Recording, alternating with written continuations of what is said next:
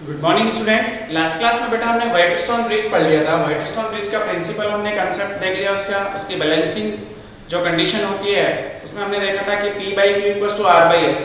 अगर इस तरह का रेशियो इक्वल आ जाता है तो व्हाइटस्टोन ब्रिज बैलेंसिंग कंडीशन में होता है, अदरवाइज बैलेंसिंग कंडीशन में नहीं होता है। ठीक है, तो वो हमने अच्छे से कर लिया। अब आज हम पढ़ रहे हैं बेटा मीटर ब्रिज। हमारा नया टॉपिक आ गया मीटर ब्रिज। ये आपका एक प्रैक्टिकल है। मीटर ब्रिज का आप एक प्रैक्टिकल करेंगे जिसमें किसी अननोन रेजिस्टर की रेजिस्टेंस फाइंड आउट करनी होती है। आपको एक वायर दिया जाएगा, ठीक है ना, अलॉयज मेटल का एक वायर दिया जाएगा कांस्टेंटन और मैग्नीट का, और उसका आपको रेजिस्टेंस फाइंड आउट करना है। तो उसका रेजिस्टेंस अपन ohms लॉ से भी फॉलो करते हैं एमीटर वोल्टमीटर यूज करके, और दूसरा हम मीटर ब्रिज की हेल्प से भी उसका रेजिस्टेंस फाइंड आउट करते हैं। ठीक है ना। इसमें एक्चुअल में मीटर ब्रिज पे अपन 3 एक्सपेरिमेंट करते हैं, जिसमें पहला हम वायर का रेजिस्टेंस फाइंड आउट करेंगे, फिर 2 अलग-अलग वायर लेके दोनों को सीरीज कंबाइन करके रेजिस्टेंस फाइंड आउट करेंगे, और फिर पैरेलल कंबाइन करके रेजिस्टेंस फाइंड आउट करते हैं। ऐसे मीटर ब्रिज पे हम 3 एक्सपेरिमेंट करते हैं।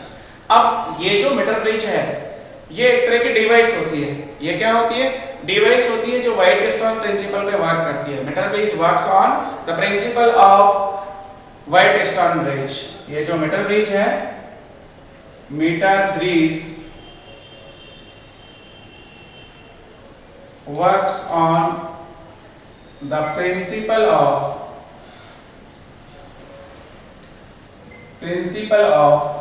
व्हाइटस्टोन ब्रिज। मतलब व्हाइटस्टोन ब्रिज वाला जो प्रिंसिपल है ना वो काम है व्हाइटस्टोन ब्रिज, उसी का प्रिंसिपल काम करेगा इसमें। अब इसकी कंस्ट्रक्शन में देखो क्या क्या लेते हैं हम। कंस्ट्रक्शन में आपके पास एक वुडन बॉक्स होगा, एक लकड़ी का बॉक्स होता है वुडन बॉक्स। उसके ऊपर 100 सेंटीमीटर और 1 मीटर, या 1 मीटर बोलो या 100 सेंटीमीटर का एक कांस्टेंटन और मैग्नीट का वायर उसके ऊपर कनेक्ट होता है। कांस्टेंटन और मैग्नीट का वायर 100 सेंटीमीटर और 1 मीटर उसके ऊपर कनेक्ट होता है बाय स्क्रूज। उस पे स्क्रू लगा देते हैं अपन। ठीक है, तो आपके पास एक लकड़ी का बॉक्स टाइप का कुछ होता है, वुडन बॉक्स होता है, जिसके ऊपर 1 मीटर का वायर और 1 मीटर स्केल दोनों उसके ऊपर कनेक्ट होते हैं। अगर आप उसका प्रैक्टिकली डायग्राम देखोगे तो प्रैक्टिकल डायग्राम में मीटर ब्रिज 1 मीटर लंबा, ऑलमोस्ट 1 मीटर लंबा वुडन बॉक्स होता है, जिसके ऊपर 1 मीटर वायर, 1 मीटर या 100 सेंटीमीटर का वायर कनेक्ट होता है। उसके पैरेलल ऊपर की तरफ 1 मीटर स्केल लगा होता है 100 सेंटीमीटर का। इसके ऊपर 100 सेंटीमीटर का 1 मीटर स्केल लगा होता है। ठीक है, उसके बाद हम उसमें परिपथ या एक्सपेरिमेंट करते हैं। तो कैसे कैसे करते हैं, क्या क्या होता है उसके अंदर, वो चेक करते हैं। तो देखो, जो वायर था इसकी लेंथ थी 1 मीटर। इसको जनरली ए बी से डिनोट करते हैं। इसके एक एंड को ए से डिनोट करते हैं, दूसरे एंड को बी से डिनोट करते हैं। और इस वायर, ये वुडन बॉक्स जो है, मैं इसका थ्योरेटिकल डायग्राम बना रहा हूं। इस वुडन बॉक्स पे ये 100 सेंटीमीटर का आपका वायर जो है, ठीक है, इसके साथ क्या क्या कनेक्ट होता है उसी पे। इस पे 2 एल शेप की प्लेट्स एल्यूमिनियम या स्टील की लगी होती है। एक एल शेप की प्लेट यहां लगी होती है और दूसरी एल शेप की प्लेट इधर लगी होती है, इस तरह से। और बीच में एक आई शेप की प्लेट, इस तरह से। ये आई शेप की और 2 एल शेप की एल्यूमिनियम और स्टील की प्लेट्स इस तरह से कनेक्ट होती है बाय स्क्रूज, या स्क्रू लगे होते हैं, ठीक है ना, वायर के साथ। इस तरह से ये कनेक्शन कंबाइंड होता है। ठीक है, इतना तो आपका उस मीटर ब्रिज की जो डिवाइस जिसकी हम बात कर रहे हैं, वुडन बॉक्स होता है, उसके ऊपर होता है ये प्लेट्स एल शेप की 2, और उसके साथ एक आई शेप की प्लेट्स, और उसमें स्क्रू लगे होते हैं। ठीक है ना, इस तरह से इसके अंदर स्क्रू लगे होंगे। यहाँ पे भी अपन स्क्रू से इसको कनेक्ट कर देते हैं। ये तो वुडन बॉक्स के ऊपर हो गया। इसका कंस्ट्रक्शन आपसे पूछे मीटर ब्रिज का, तो उसके ऊपर इतना ही होता है। 2 एल शेप, एक आई शेप की प्लेट प्लस एक 100 सेंटीमीटर का वायर एक वुडन बॉक्स के ऊपर बाय स्क्रूज कनेक्ट होता है। अब आपको एक्सपेरिमेंट में एक रेजिस्टर दिया जाएगा, एक वायर दिया जाएगा, जिसका रेजिस्टेंस हमें फाइंड आउट करना होता है। उस वायर को यहाँ कनेक्ट किया जाता है। सपोज उस वायर का रेजिस्टेंस कैपिटल एस है, जो मुझे फाइंड आउट करना है, वो तो आपको यहाँ कनेक्ट करना होगा इन दोनों के बीच। यहाँ पे आपको कनेक्ट करना होगा एक रेजिस्टेंस बॉक्स। रेजिस्टेंस बॉक्स आपने लैब में देखा होगा बेटा, रेजिस्टेंस बॉक्स जिसमें अलग अलग रेजिस्टेंस की होती है, अंदर उसके अंदर कॉइल्स होती हैं, जो कि अपन उसमें से बाहर निकालते हैं उतना उसका रेजिस्टेंस काउंट होता है। जैसे 1 ओम की बाहर निकाली तो 1 ओम का रेजिस्टेंस काउंट होगा, 2 ओम की निकाल रखी तो 2 ओम काउंट होगा, और वो सब सीरीज में कनेक्ट होते हैं। इस तरह से आपके अलग अलग रेंज के resistance box, high resistance box वाले भी होते हैं, लो रेजिस्टेंस बॉक्स भी होते हैं। तो अपन यहाँ पे कनेक्ट करेंगे बेटा रेजिस्टेंस बॉक्स। इसके बाद नीचे अपन इस वायर में जब हमें करंट फ्लो करानी होती है तो इसके साथ एक सेल या बैटरी कनेक्ट कर दी जाती है। इसके साथ अपन क्या कनेक्ट कर देते हैं, एक सेल या मैं बोलूं बैटरी कनेक्ट कर दी जिसका EMF E है। इसके साथ अपन एक की भी कनेक्ट कर सकते हैं, की स्विच को ऑन ऑफ करने के लिए, इसमें करंट ऑन ऑफ करने के लिए। साथ में इसके हम एक रियोस्टेट कनेक्ट कर देते हैं, रियोस्टेट RH। इसका यूज क्या है ये भी आपने लैब में देखा होगा। रियोस्टेट की हेल्प से हम सर्किट में करंट की वैल्यू कम ज्यादा कर सकते हैं। अगर मैं इस रियोस्टेट का रेजिस्टेंस एक्चुअल में ये वेरिएबल रेजिस्टर होता है, रियोस्टेट एक एज ए वेरिएबल रेजिस्टर होता है। अगर हम उसका रेजिस्टेंस इंक्रीज करते हैं तो करंट जो है उसकी वैल्यू डिक्रीज होगी। ohms लॉ के अकॉर्डिंग I = V/R। अगर R की वैल्यू इंक्रीज होगी तो I की वैल्यू डिक्रीज होगी। तो जैसे मैं रियोस्टेट का रेजिस्टेंस इंक्रीज करूंगा तो इसमें करंट डिक्रीज होगी, और अगर इसकी वैल्यू डिक्रीज करूंगा तो इसमें करंट की वैल्यू इंक्रीज होगी। तो मुझे करंट को कम ज्यादा करने के लिए रियोस्टेट कनेक्ट करना होता है। की का आपको यूज पता ही है, जैसे की को अपन क्लॉज करेंगे, इसमें डॉट लगाएंगे, सर्किट क्लॉज हो जाएगा, इसमें से करंट फ्लो करेगी और वो करंट इसमें जाएगी, ठीक है ना, इस वायर के अंदर करंट फ्लो करेगी। अब देखो एक और चीज देखी, इस आई प्लेट में एक यहाँ पे एक पोर्ट और होता है जिससे अपन गैल्वेनोमीटर कनेक्ट करते हैं। गैल्वेनोमीटर आपने सुना होगा पहले, और गैल्वेनोमीटर से अपन स्लाइडिंग की, जिसको अंग्रेजी में जॉकी भी बोलते हैं, स्लाइडिंग की कनेक्ट कर देते हैं, ठीक है ना। गैल्वेनोमीटर का पॉजिटिव टर्मिनल है उसको आई से यहाँ से कनेक्ट करेंगे, नेगेटिव टर्मिनल को जॉकी से कनेक्ट करके और इसके ऊपर स्लाइड करेंगे, इसलिए इसको स्लाइडिंग की बोलते हैं, ठीक है। तो इस मीटर ब्रिज का जो पूरा कंस्ट्रक्शन था वो ये है। प्रैक्टिकल कैसे करना है वो अब चेक करेंगे। अब गैल्वेनोमीटर के बारे में कुछ बता रहा था आपको। गैल्वेनोमीटर की हेल्प से हम करंट का डिफ्लेक्शन चेक करते हैं बेटा। आपका जो सर्किट होता है उसमें करंट है या नहीं, उसके लिए अपन गैल्वेनोमीटर कनेक्ट करते हैं, ठीक है ना। करंट का डिफ्लेक्शन शो करते हैं। एमीटर की हेल्प से अपन करंट मेजर करते हैं, वोल्टमीटर की हेल्प से अपन वोल्टेज मेजर करते हैं सर्किट के अंदर, और गैल्वेनोमीटर की हेल्प से अपन करंट का डिफ्लेक्शन चेक करते हैं कि सर्किट में करंट है या नहीं। बस इतना चेक किया जाता है। 7 चैप्टर में हम इसको पढ़ेंगे। गैल्वेनोमीटर अपने 7 चैप्टर में है, 2 टाइप के गैल्वेनोमीटर अपन पढ़ेंगे। तो एक्चुअल में with the help of galvanometer we find the deflection of current in a circuit। अगर अपने को सर्किट के अंदर करंट का डिफ्लेक्शन पता करना हो तो अपने को गैल्वेनोमीटर यूज करना होता है। अब एक्सपेरिमेंट कैसे करते हैं वो देखो। आपको ये पता चल गया कि मीटर ब्रिज जो है वो प्रिंसिपल ऑफ व्हाइटिस्टोन ब्रिज वर्क करता है, इसमें कोई टेंशन नहीं है। आपने सर्किट भी पूरा चेक कर लिया, आपने इसका सर्किट बना लिया कि मीटर ब्रिज जो है उसका सर्किट में हमें क्या क्या लेना होता है, आपको सब चीजों का पता होना चाहिए। With the help of cell और बैटरी अपन इसमें करंट फ्लो कराते हैं जिससे हम गैल्वेनोमीटर में डिफ्लेक्शन देखेंगे। की वजह से हम ऑन ऑफ करते हैं, सर्किट में करंट फ्लो करानी है तो इसको ऑन करेंगे, डॉट लगाएंगे, ऑफ करना है तो डॉट बाहर निकाल लेंगे। With the help of rheostat अपन क्या करना होता है, इसमें करंट की वैल्यू कम ज्यादा करनी होती है। अगर करंट की वैल्यू कम ज्यादा करनी है तो रियोस्टेट अपन यूज करते हैं। रियोस्टेट का रेजिस्टेंस इंक्रीज कर देंगे तो करंट कम होगी, रियोस्टेट का रेजिस्टेंस डिक्रीज कर देंगे तो करंट की वैल्यू ज्यादा होगी। उसके बाद ये जो रेजिस्टेंस बॉक्स है ये हमारा नॉन रेजिस्टेंस हुआ, इसकी वैल्यू हमें पता है। इसमें से जैसे आपने 1 ओम का डॉट बाहर निकाल रखा है तो यहाँ पर रेजिस्टेंस 1 ओम। उसके बाद S को मुझे फाइंड आउट करना है। S क्या है, एक वायर दिया हुआ आपके पास कांस्टेंटाइन और मैग्नीन अलॉयज मेटल का, जिसका रेजिस्टेंस फाइंड आउट करना है। आपको अलग अलग लेंथ के वायर मिलेंगे और सबके रेजिस्टेंस अलग अलग हमें फाइंड आउट करने होंगे, ठीक है। तो एक्चुअली में मुझे S फाइंड आउट करना है। अब इसकी वर्किंग देखो, ये तो कंस्ट्रक्शन में आ गया। अब इसकी वर्किंग देखो, वर्किंग में हमसे क्या पूछता है, कैसे काम करता है। देखो वर्किंग में सबसे पहले स्टेप में हमें क्या करना होगा, सोचो। सबसे फर्स्ट स्टेप में अपने को ये सर्किट इस तरह से कंप्लीट करना है। उसके बाद की को हम क्लॉज करते हैं, की को क्लॉज करके इस AB वायर में करंट फ्लो कराते हैं। जो मीटर ब्रिज का वायर होता है AB, उसमें करंट फ्लो कराते हैं। और ऑलवेज देखना है कंडीशन, A टर्मिनल जो है वो बैटरी के हमेशा पॉजिटिव टर्मिनल से कनेक्ट होगा और B टर्मिनल जो है वो बैटरी के नेगेटिव टर्मिनल से कनेक्ट होगा। और एक और चीज का ध्यान रखना है, यहाँ पे जो सेल और बैटरी अपन कनेक्ट कर रहे हैं उसका EMF ऑलमोस्ट 2 वोल्ट होता है, मतलब हाई वोल्टेज नहीं लेंगे। जैसे 10 वोल्ट फ्लो नहीं करेंगे, 10 वोल्ट से करंट फ्लो नहीं कराएंगे, करंट ज्यादा फ्लो करेंगे, ठीक है ना। वो हम लिमिटेशंस में देखेंगे। अब ध्यान से देखो बेटा, सबसे फर्स्ट स्टेप में हमने सर्किट कंप्लीट कर लिया, की को क्लॉज किया और इसमें करंट फ्लो करे।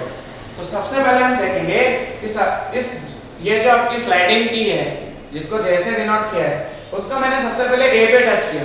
A पे टच करते ही मैंने देखा कि गैल्वेनोमीटर में डिफ्लेक्शन लेफ्ट साइड, इसमें से आपने कुछ रेजिस्टेंस निकाला हुआ, आरबी का रेजिस्टेंस आपने जैसे सपोज 1 ओम ले रखा है, ठीक है। तो सबसे पहले आपने रेजिस्टेंस बॉक्स से कोई रेजिस्टेंस बाहर निकाल लिया, उसके बाद आपने स्लाइडिंग की को ए पे टच किया तो आपने देखा गैल्वेनोमीटर डिफ्लेक्शन लेफ्ट साइड, फिर आपने बी पे टच किया तो आपने चेक किया राइट साइड, तो आपका सर्किट कंप्लीट है, सही है, एक्यूरेट है।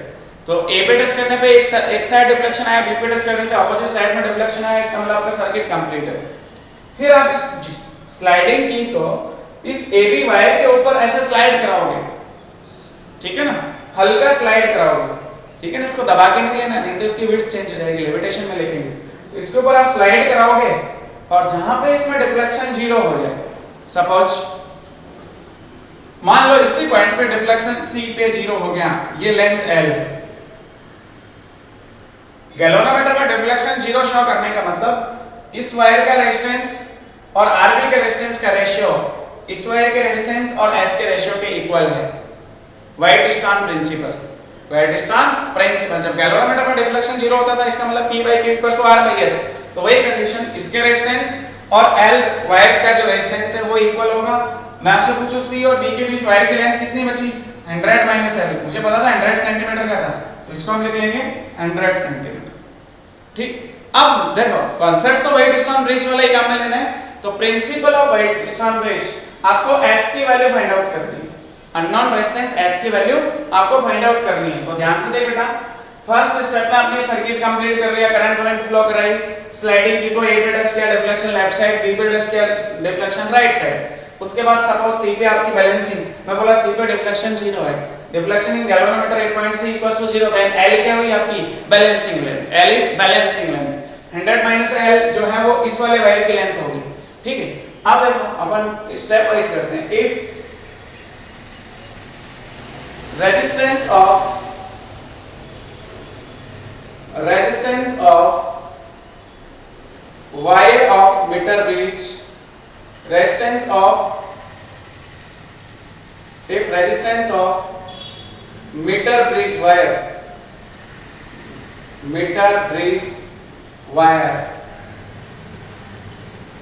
for unit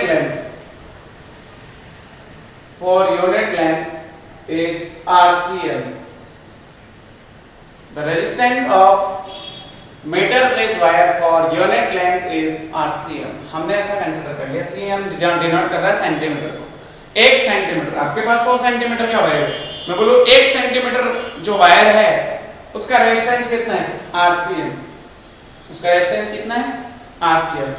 सेकंड पॉइंट में हमने देखा बैलेंसिंग लेंथ जो है वो L है। इफ बैलेंसिंग लेंथ कौन सी होगी? जिसमें डिफ्लेक्शन 0 शो हो जाए। If balancing length is small l, मतलब हम इसमें लिख सकते हैं ब्रैकेट में deflection in galvanometer is 0, deflection in galvanometer is 0, deflection in galvanometer is 0। उस सिचुएशन में बैलेंसिंग लेंथ L है। Using white-stone principal,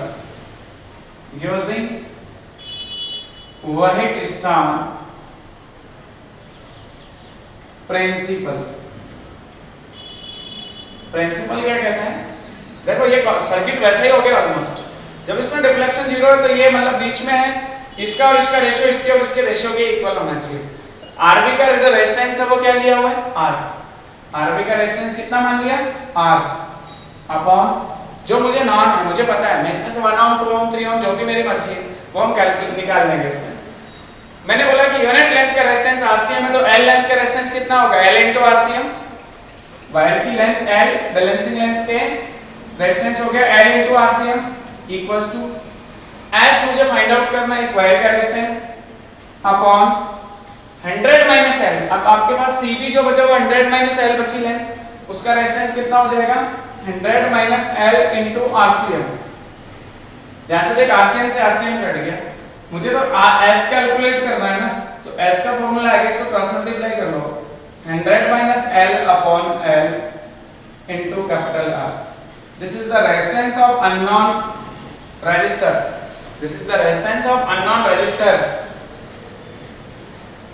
capital S, 100 minus L upon L into capital L। इस तरह से अपन किसी भी वायर का रेजिस्टेंस फाइंड आउट करना हो तो सर्किट कंप्लीट करो, उसको यहाँ कनेक्ट करो। अब आपको इस एक्सपेरिमेंट के लिए कम से कम 6 रीडिंग्स लेनी होती है। वो रीडिंग्स कैसे लेनी होती है, सारा सब कुछ वही कंसेप्ट, आपने उसमें करंट फ्लो कराई। एग्जांपल बताता हूँ, सपोज आरबी से आपने 1 ओम रेजिस्टेंस बाहर निकाला, कितना ओम निकाला, 1 ओम रेजिस्टेंस इससे बाहर निकाला, तो आर की वैल्यू हो गई 1 ओम।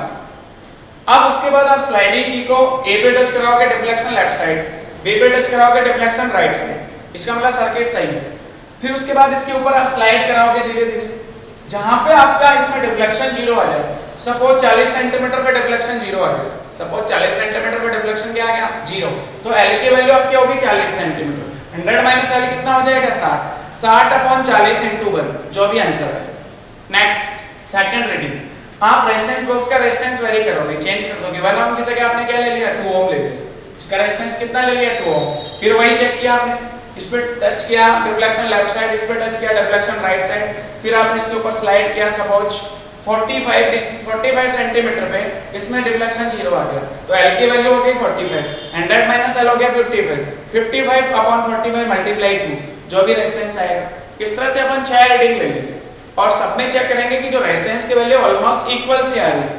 फिर सब 6 जो रीडिंग आई उन सबका एवरेज ले लो, वो आपकी क्या हो जाएगी एक्यूरेट वैल्यू।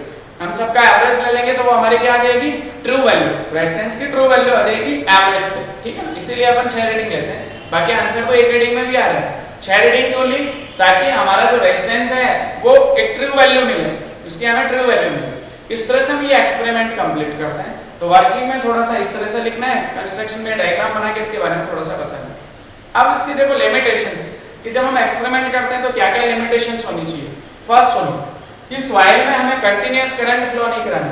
जब हम रीडिंग लो तभी की को क्लोज रखो, अदरवाइज इसको ओपन कर दो ताकि इसमें करंट फ्लो नहीं हो। उससे होगा क्या कि जब इसमें कंटीन्यूअस करंट फ्लो करेगा तो चार्ज फ्लो करता है करंट के साथ, जब इसमें चार्ज फ्लो करेगा तो हीटिंग इफेक्ट होगा, ये वायर हीट कर जाएगा और इसका रेजिस्टेंस वेरी कर जाएगा। वायर का टेंपरेचर इंक्रीज करने से रेजिस्टेंस इंक्रीज होता है। चैप्टर नंबर 5 में हमने डिस्कस कर लिया था, effect of temperature on the resistance and resistivity of wire. हमें पता है बेटा वायर का रेजिस्टेंस इंक्रीज कर जाएगा, इसलिए हमें जब भी रीडिंग लेनी हो तभी इस की को क्लोज करें, अदरवाइज इसको ओपन रखें। First limitation. सेकंड, हमारी जो स्लाइडिंग की है इसको इसके ऊपर है ना थोड़ा सा हल्का हमें लाइटली स्लाइड करना है, ऐसा नहीं इसको दबा के स्लाइड कर रहे हो। उससे क्या होगा, इस वायर की जो विड्थ है वो चेंज हो जाएगी, और वायर की विड्थ चेंज होते हैं उसका रेजिस्टेंस चेंज हो जाता है, इसलिए हमें ये चीज भी ध्यान में रखनी है। इसके जो कनेक्शंस हैं वो सारे टाइट होने चाहिए, ऐसा कोई कनेक्शन लूज है तो उससे अपनी रीडिंग नहीं आएगी, तो कनेक्शन शुड बी टाइट। सारे कनेक्शन कैसे होने चाहिए बेटा, टाइट होने चाहिए। उसके बाद जो हम रेजिस्टेंस बॉक्स लेते हैं उसमें जो की लगी होती है, अलग अलग रजिस्टर की, अलग अलग रेजिस्टेंस की जो की लगी होती है वो टाइट होनी चाहिए। ऐसा नहीं कोई की लूज है तो वो रेजिस्टेंस उसका काउंट हो जाएगा। जैसे मान लो आपने रेजिस्टेंस आर की वैल्यू 2 ओम ले रखी है और 5 ओम वाली की भी लूज है, तो 5 + 2 7 ओम रेजिस्टेंस शो करेगा, गलत हो जाएगी रीडिंग। इसलिए आरबी की जो कीज हैं उनको हमें टाइट देखना है, मतलब उनको टाइट करना है। इसके अलावा और क्या लिमिटेशंस है, देखो ये जो वोल्टेज है ना वो 2 वोल्ट होना चाहिए, एमएफ इसका ज्यादा नहीं होना चाहिए। ज्यादा एमएफ होगा तो करंट की मैग्नीट्यूड ज्यादा होगी जिससे हीटिंग इफेक्ट, वही लिमिटेशंस है, वही ध्यान में रखना है, ठीक है। और इसके अलावा कुछ सोचो और देख लो, कुछ कनेक्शन सारे टाइट होने चाहिए, ठीक है ना, यही है। एक इसका जो लिमिटेशन है वो ये और रह जाता है इसमें, या मैं उसको बोलूं ड्रॉबैक, वो ये कि ये जो हम प्लेट्स यूज कर रहे हैं स्टील और एल्यूमिनियम की, इनका रेजिस्टेंस इसमें काउंट नहीं होता है। ये जो वायर ले रहे हैं केवल इतने वायर का रेजिस्टेंस हमें, जबकि करंट तो इसमें से भी फ्लो कर रही है, इसमें भी फ्लो कर रही है, तो जब इनमें करंट फ्लो करती है इसका मतलब यहाँ वोल्टेज ड्रॉप होगा तो वो उसको काउंट नहीं किया जाता है। ये इसकी फाइनल लिमिटेशन। अब इसमें एग्जाम में क्वेश्चन कैसे पूछा जाता है, कई बार तो यही पूछता है डायग्राम बनाओ, मीटर ब्रिज का डायग्राम पूछ लेता है और इसकी कुछ वर्किंग वगैरह पूछ लेता है, ये फॉर्मूला पूछ लेता है आपसे, ठीक है। कई बार क्या है इसका न्यूमेरिकल भी पूछता है। न्यूमेरिकल ऐसे पूछता है कि मान लो किसी वायर का रेजिस्टेंस फाइंड आउट करना है, एस फाइंड आउट करना है मुझे, कोई सर्किट बना दिया इसी टाइप का सर्किट बना दिया, एल की वैल्यू उसने बोली 40 सेंटीमीटर, बस ये दे दी, ये आपके पास 40 सेंटीमीटर थी, ऐसा लिखते हैं यहाँ पे 40 सेंटीमीटर, और रेजिस्टेंस बॉक्स से जो रेजिस्टेंस दिया हुआ है आर वो लिख दिया 2 ओम, और आपसे एस की वैल्यू पूछिए, ये नहीं लिखा हुआ, ये 40 सेंटीमीटर है, इसकी यूनिट वायर की यूनिट लेंथ का रेजिस्टेंस आरसीएम है, ये 2 ओम है और एस इंच है। तो आपके पास formula S = 100 minus L upon L into capital L। Then S = 100 minus L कितना हो जाएगा 60। ये 40 है तो ये ऑटोमेटिक 60 हो जाएगा, इसमें कोई डाउट नहीं होना चाहिए। नेक्स्ट उसके बाद देखो बेटा L की वैल्यू 40, R की वैल्यू 2, इसको सिंपलीफाई कर लो 3 ओम, S की वैल्यू। इस तरह से कोई जनरल क्वेश्चन पूछ लेता है, बहुत इजी पूछता है। तो इस तरह का जो कॉन्सेप्ट है वो मीटर ब्रिज में हमने अच्छे से कर लिया। अब मैं क्वेश्चन जो बुक में सॉल्व है वो आरबीएससी एग्जाम में भी पूछ लिया, बोर्ड एग्जाम में भी आया हुआ है और हाफ ईयरली में भी एक बार पूछा था। तो उस क्वेश्चन को अपन सॉल्व करते हैं। देखो ये क्वेश्चन है, क्यूब दिया हुआ है, क्यूब का एक सर्किट है, अच्छा सा थोड़ा सा कॉम्प्लिकेटेड नेटवर्क बना हुआ है। तो ध्यान से देखो क्वेश्चन क्या है।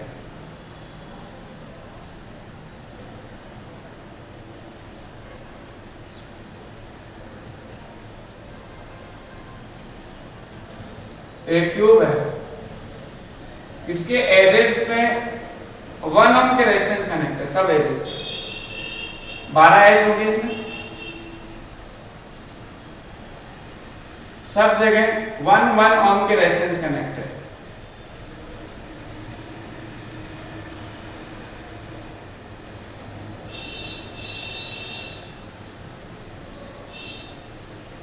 और इस वाले पॉइंट और इस ये डायगोनल के अक्रॉस एक सेल या एक बैटरी कनेक्ट है जिसका EMF 10 वोल्ट है। E की वैल्यू कितनी है 10 वोल्ट। इसके साथ की भी कनेक्ट होगी और इस तरह से ये कनेक्ट है, ठीक है ना।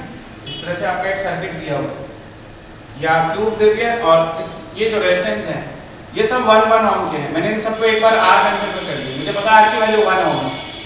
फिर आपसे क्वेश्चन पूछा है equivalent resistance of this network, इसका इक्विवेलेंट रेजिस्टेंस पूछा 12 हो गया ना।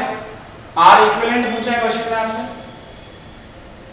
और current in each resistor, current in each resistor, दो चीजें पूछी है, equivalent resistance of this circuit and current in each resistor. और R की वैल्यू एक्चुअल में 1 ओम है, R की वैल्यू 1 ओम है, E की वैल्यू 10 वोल्ट। ये क्वेश्चन में लिखी हुई है, एक बार अपन E और R लेके इसका सॉल्यूशन देखते हैं, ठीक है। वैसे तो अपन कई सारे मेथड से सॉल्व कर सकते हैं। मैं काम करता हूं इसको मैं KVL से, अगर मैं इसमें वैसे देखूं कि पैरेलल सीरीज देखूं तो समझ नहीं आएगा। मैं इसमें एक काम करता हूं, इस बैटरी से कोई करंट ले लेता हूं और वो मैं करंट मैंने ली है 3I। क्यों लिया उसका रीजन आपको समझ में आ जाएगा, क्योंकि जब करंट यहाँ पहुंचेगी ये रेजिस्टेंस R, ये R और ये R इन तीन में डिवाइड होगी, रेजिस्टेंस इक्वल है तो करंट भी इक्वल जाएगी, I और I। 3I को 3 पार्ट्स में डिवाइड कर लिया। ये वाली जो I आई वो इस नोड पे पहुंची, इसमें गई I/2 और इसमें भी गई I/2। ये वाली I यहाँ के डिवाइड होगी, इसमें I/2 और इस वाली ब्रांच में I/2। ध्यान से देखो ये वाली I यहाँ पहुंचेगी, इसमें जाएगी I/2 और इस वाली में भी I/2। यहाँ पे देखो इधर से I/2 इधर से I/2, ये कितनी हो गई I। इसमें देखो इधर से I/2 इधर से I/2, इसमें कितनी जाएगी I। इसमें देखो ध्यान से, इसमें कितनी की, इधर से I/2 इससे I/2, ये भी I हो गई। I plus I plus I, बाहर कितनी निकली 3I। इसका मतलब करंट का डिवीजन आपने सही किया। और अब आपको कुछ नहीं करना, इस वाले लूप में KVL अप्लाई कर दो इस डायरेक्शन में। करंट में इसमें ऐसे फ्लो कर दिया तो प्लस माइनस, ये भी आपका प्लस माइनस, ये प्लस और माइनस, 4 एलिमेंट, 3 तो रजिस्टर और 1 सेल कनेक्टेड। KVL अप्लाई करो, अप्लाइंग KVL। इसको फर्स्ट लूप बोल दो, आप लिखोगे अप्लाइंग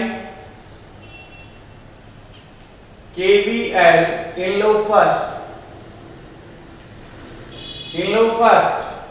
ध्यान से देखो यहीं से स्टार्ट करो या यहां से स्टार्ट करो, माइनस से प्लस, प्लस की, प्लस से minus, minus current I resistance R IR, plus से minus, minus current I/2 resistance R I/2 into capital R, फिर minus current I resistance R minus IR equals to 0। इन सबको इस तरफ लिया हो, E इक्वल्स टू वैल्यू आ गई IR plus IR plus I/2 R, कितना हो गया 5/2 इनटू IR। मेरे पास इस तरह से कोई रिलेशन है, अगर मैं इस I को इसके अपॉन में लिया हूं तो E upon I equals to 5/2 into capital R। अब मैं एक छोटी सी चीज पूछूंगा, अगर मैं इसका इक्विवेलेंट सर्किट पूछूं आपसे तो इसका एक ही रेजिस्टेंस होगा, एक ही रेजिस्टेंस जिसको इक्विवेलेंट रेजिस्टेंस R इक्विवेलेंट। इससे आपने एक सेल कनेक्ट किया हुआ है जिसका EMF E है और इससे आपने 3I करंट ली हुई है। आप ध्यान से देखो बेटा, इसमें लूप बताओ, करंट ऐसे जा रही है प्लस से माइनस, तो इसमें लूप ऐसे लगा के देखो, माइनस से प्लस प्लस E, प्लस से minus minus 3I into R equivalent equals to 0। यहां से सॉल्व करो, इसको इधर ले आओ तो E equals to 3I into R equivalent, 3I को अपॉन में लिया हो, E upon 3I equals to R equivalent. इसका मतलब इस सर्किट के लिए E अपॉन 3IR इक्विवेलेंट होगा। मेरे पास E अपॉन I तो आ गया, मैं इस इक्वेशन को दोनों तरफ 3 से मल्टीप्लाई कर दूंगा। E अपॉन 3I, इसको मैं क्या लिख सकता हूं, R इक्विवेलेंट। कितना हो गया बेटा, 5/6 into capital R।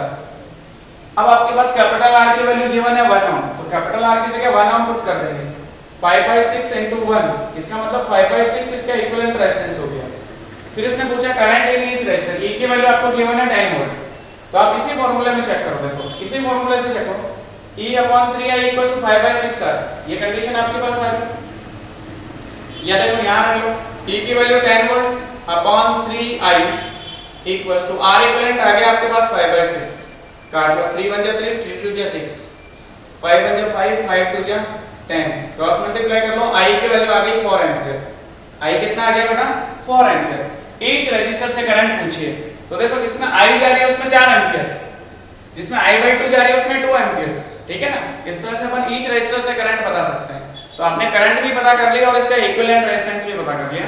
Circuit solve करने का यह मेथड सबसे इजी है, इससे ज्यादा इजी और कुछ मेथड नहीं हो सकता, और भी कई मेथड से हम इसको सॉल्व कर सकते हैं।